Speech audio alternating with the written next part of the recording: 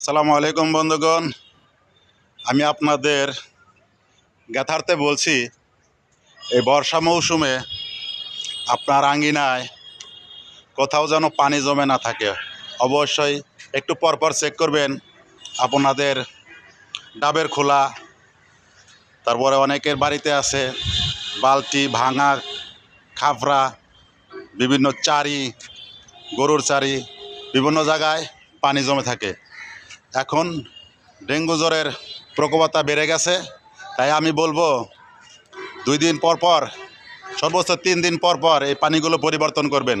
তা না হলে এই পানির মধ্যে ডেঙ্গুর লার্ভা তৈরি হবে, অর্থাৎ গ্রামের ভাষায় বলে ডেঙ্গু মশা ডিম পারবে, সেখান থেকে ডেঙ্গু মশার তৈরি হবে, ডেঙ্গু মশার জন্ম হবে। তাই আমি বলি অবশ্যই নিজে সচেতন থাকবেন এবং অন্যকে সচেতন করবেন এবং আপনার পরিবারকে নিরাপদে রাখবেন।